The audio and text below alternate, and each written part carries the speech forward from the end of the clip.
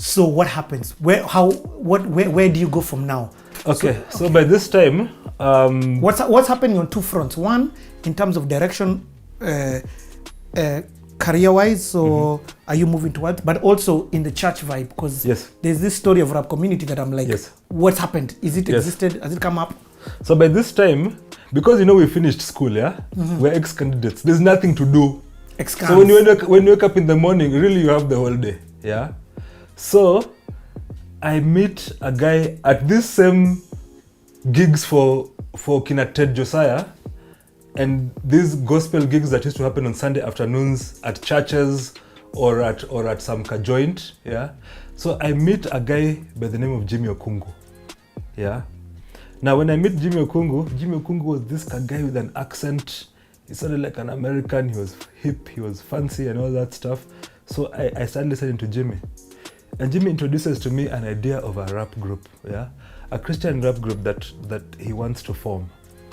And Jimmy was very serious. Like if he'd tell you I'm coming to meet you at 9 in the morning, it would be 9 in the morning and he'd be there, And he was very focused on what he wanted to do. He also had this large collection of the fancy, funky gospel CDs from America at that time. So he was definitely a guy I wanted to mess with, you see. So Jimmy introduces to me the idea of rap community. And he called it rap community because he knew it was going to be a large group. It was not going to be the niche three-person. Yes, it was not the niche 3-person or 4-person group that was popular at that time.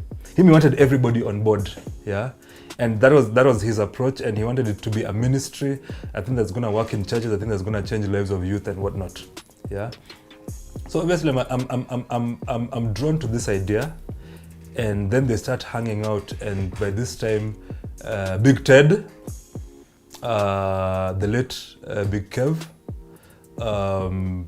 Isaac Gatembo, who was quite an iconic guy at that point in time, his brother Johnny, Joe Courier, MCLC.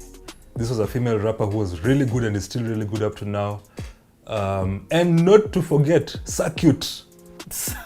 Yeah, Circuit, the famous Circuit. And there's something I want to say about Circuit that many people might not know. Circuit arguably could be the first guy in this country to be rapping in Sheng. Because by this time, all of us were hell-bent on trying to sound like the hip rappers from Steto, Jay-Z, whatnot, But at this time, Circuit had already devised and crafted a way to write songs in Sheng. By this time, he was called Wagana. Even the name Circuit had not come. So as we knew him as Wagana, that guy who could rap in Sheng, and he was really good at it. Way back, So I remember we'd meet, and then the thing about rap community was a very interesting group because, number one, we had no business plan whatsoever. There was no targets, there was no formula as to how we're supposed to sustain this group financially. There was no, we were just having fun, We were the most popular group in Nairobi without an album and without a recording. But we were known everywhere, Rap community would go from church to church. Some churches were happy to have us. Other churches would reject us. They'd say, don't allow those guys to get on our stage because we just can't have that kind of music. But at this time, rap community was doing something that was creating a new revolution. It was creating a new environment in Nairobi. We're coming legit because it's a place to be. Oh yeah, this is how we go, this is how it flow. Hey yo man, give me some life in this house. Hey man, give me some life in this house. Motherfuckers wanna walk, throw your hands in the air. Throw your hands in the air, let us know what you're ready. Oh yeah, you wanna know your best, we've been walking ever since like that. Since the time that you know, cause the land, we've been walking my sons, can get to the place. Cross from the water to the free, you get the water, come to fly in the glass. We've been flying, I was fast. Time like this, so the blessed, but the shit that you were going through. That and the king is the hand. Alright, we got the mic everywhere. You know I got the stuff, so I'm blowing to the floor.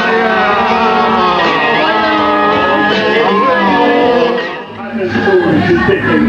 Let's see.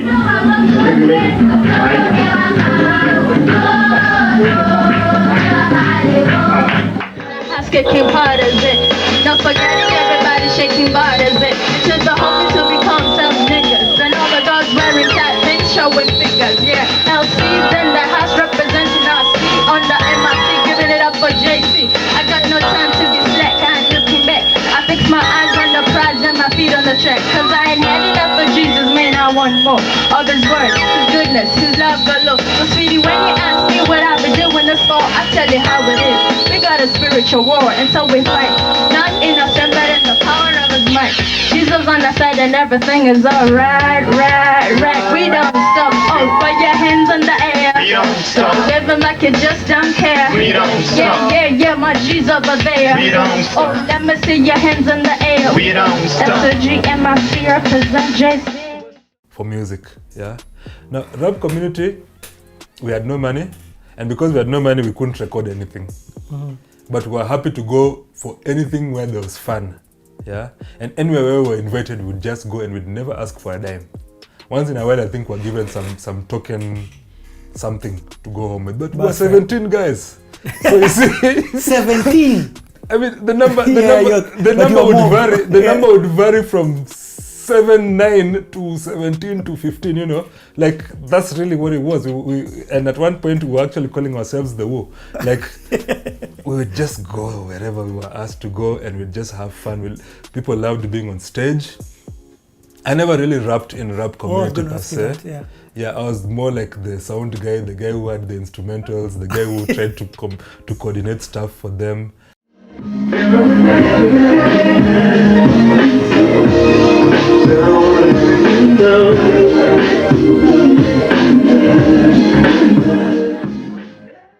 You know, so I was there, but again, I wasn't really there, yeah. Because by this time, I've already started imagining that I should be a producer, that I shouldn't be on stage, you see. So I'd hang out with these guys, and then we had bash after bash after bash after bash. Like in a year, I think we had maybe 20 bashes. At today's this guy's house, next weekend another guy's house, next weekend another place. That was the fun we had. It was good. We had a lot of synergy. We have material on video that was shot, and that's probably the only existing rap community related video. Yeah. Performances that exist. Yeah. But at least somebody captured something. Yeah. So rap community went on. It was quite influential, and it gave birth to Christian rap in Kenya. Gospel artists started to emerge and started rapping, because before that everybody was doing a cappella. Yeah, everybody was playing alongside a piano or an organ or a keyboard. But then now rap community came with that gritty, funky, urban type of approach to gospel music in Kenya. Yeah, it was resisted. There are churches that didn't want it. There was pastors that threw guys out of the church. The doors were closed. Radio refused to have anything to do with rap community. Newspapers wrote articles. It was this way and that way. Yeah, but bottom line is rap community came and did something in this industry. Yeah, it came and it laid a foundation. Yes, it laid a foundation, and it changed the direction of how music should happen, especially in the Christian fraternity at that point in time. So rap community was great. It lasted, I would say, about 2 to 3 years. By 98 going towards 99, there was just about 2 or 3 guys who were still doing music. There was Joe Kuria, who is in the US. There was Johnny, and there was one very brilliant, talented kid. We called him a kid because he was the youngest guy in the group. Brian Lusambili, we called him SOG. He was as good as Bone Thugs and Harmony. He was as good as Chris Cross, is as good as all those American guys. We couldn't even understand how good he was. MIC represent JC. What's up? Yeah, what's up with the vibes in the hands? And the representing again, we don't stop. So when I'm coming back on the moment, 11 and top of Marina, what's the word? I'm back in the mood. That's the way out the blue. Never and top, I'm like this, that's the word, cause I'm like that. Now I ain't kicking this place, cause I is this in hands. I never see what's up with bands like my homie C. And every day I start kick sprays, living a life through like a CG. Back on the MIC, I keep on going from coast to coast. Tryna go and I tell my brothers do it is most. What you have is the word in your heart. happens that your brother will be telling you you better be mad. In your head you got brains to fit. So what's up with salvation on my mind? It don't stick. Cause I got Christ, I got a lot of juice. I can be kicking up my flavor with Christ who is my savior. So I push ahead, it's the way I flow. And I don't see what's up cause the way I go. I got Christ who be packing me like this, like that. Cause I is keeping going on, so what's up with that? Because he was better than just about everybody in Kenya at that time, yeah? He'd probably be, I don't know what he would be today. If he was still that age today, I don't know, he'd be as good as the top guys right now, yeah? And by this time, he just had this raw talent that we don't know where he ever learned it from, yeah? And as the youngest guy, because I remember he was hanging out with us while he was still in high school. So he was like Form 3, like sometimes we'd see him, sometimes he's in school. We're like, where is this guy today? Oh, guys have opened school. Oh yeah, we forgot. Yeah, he's actually in Shule. Then we'd see him again for holidays. Yeah. So these guys put together, and the whole idea of rap community, in as much as we might not have anything tangible today in terms of recordings or properly directed videos and whatnot, I believe rap community came and did a very big thing in the industry. Yeah. And even look at the people who are in it and look at what it gave rise to. People like Wahoo hang out with the rap community. Yeah. Wahoo did background vocals for some of the rap community songs. Oh yeah, I seen you in your color, so it's pretty clear to me. Let me speak my piece, let me show you how it be. Tell 'em, Mr. Baby. If you think you're gonna get freaky with me. Yeah, dundali, dundala, dundala, dundali. We was doing fine till the day you said to me, pick you up at 8 for a late dinner date. But you was thinking last, not the food on the plate, not the drink. You wanna get a little freak, think again, hon, and end up with me. Cause if you think we can have an eeny money more, this way, please, let me see you to the door. Understand me, baby, for you I do give a hoot. But when it comes down to where you wanna know, I see you in your color, so it's pretty clear to me. Let me speak my piece, let me show you how it be. Hasta la vista, baby. If you think you're gonna get freaky, dundali, dundala, dundala, dundali. We was doing fine till that day you said to me, I pick you up at 8 for a late dinner date, but you was lost on your mind, not the food on the got the joke. You wanna get a little freaky. I'm sorry, boy, cause it ain't that way with me. Cause when it comes down to the this way, please to the understand me, boy. For you, I really give a hoot. But when it comes down to where you wanna knock some wood, just the 411, let me play you to the score. Cause I'm a chroma key. The young lady, from my kidney, baby, said I want much more. Much more, much more. The young lady, from my kidney, baby, said I want much more. Much more, much more. The young lady, from my kidney, baby, said I want much more. Much more, much more. The young lady, from my kidney, baby, said I want much more. It was quite something at that time, yeah. Peter Odera supported rap community. Yes. All the big guys at that time wanted something to do with the rap community. I remember we got an endorsement with a magazine called Next Generation. It was called NG, yeah. A lady by the name of Pauline Njao. She was quite established in the media and publishing fraternity at that time, and she saw us and approached us and promoted us. You know, I remember we did, you know, center page and all that good stuff. We were so many on that photo, and it was like it was like the youth church. It was like the youth church. It was like, this is my youth church rap community. Yeah, you know. But yeah, we did what we could at that time with what we had. Do you know? And it worked out. Let me speak as somebody who stands on rap community shoulders, because I came into the music industry after. So as somebody who came from the secular world or from the non-saved thing, I didn't understand rap. I didn't understand the gospel scene. But a lot of people always used to talk about the foundation. I remember Peter Odera used to always tell me, hey, you guy, you need to go back and thank rap community for what they did. Yes. You know, literally it's rap community, holiday, Easter. Correct. You get what I mean? I hear you. It was that. In fact, because guys told me I couldn't rap in English, then guys used to say, but some guys in rap community used to do it. Yes. It could be done. Yes. Yeah. That is very true.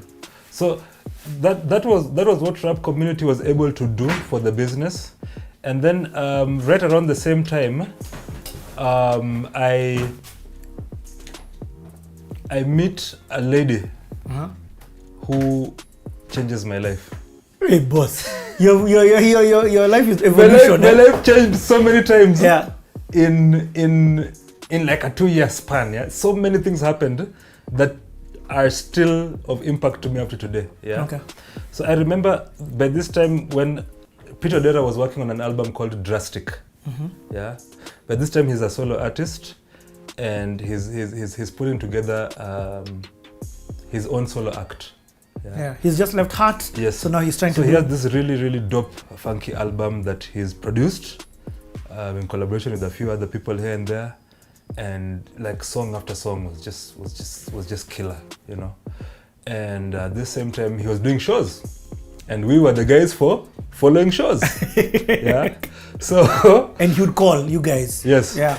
So we follow him along for his launch and everything. Then I remember there was a club, which is more or less a bar kind of a club, but an open air kind of place in Langata. By that time it was called Discovery.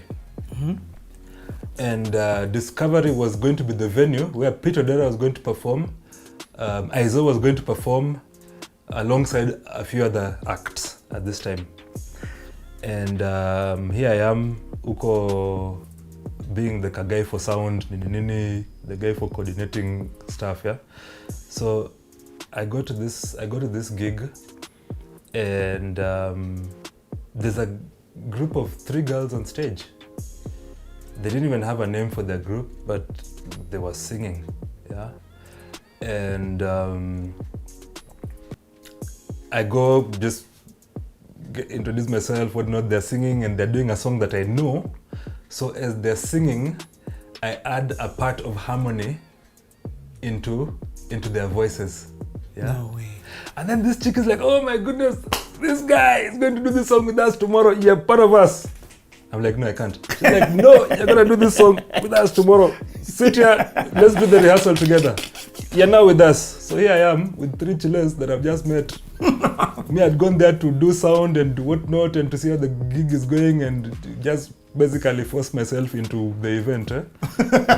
Then some chick just tells me, wow, that was dope. That harmony you did was dope. Kumbe, you can sing. You sit over here. You're gonna sing with us tomorrow. Yeah? And that's exactly what happened. And the next day came and I'm on stage. And then we're given these 12 bar stools. So we're on stage, 4 bar stools. That was like how it used to work those days. Like, 4 guys would sit, you all have corded microphones, not even cordless. And we sang, and the song was good, and the applause was good and everything. And from this point onwards, I met this chick. She's called Eve. She's currently called Eve Dabney. She was called Eve Kiragu back then. And very smart, very organized, like just a chick who like had everything in place, you know. She could figure everything out. She was in charge of the event, she was in charge of the logistics, she was whatnot, and then also she was performing, yeah. Then she was also part of a church called Crisco.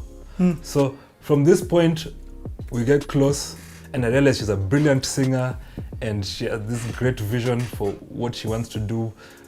Then she introduces me to a church called Crisco and a group called Voices United Choir. And I meet a guy called Chris Adwar. Wait there. Let's pause there. You guys, that's malizering, guys. That's malizering, guys. So I will be back.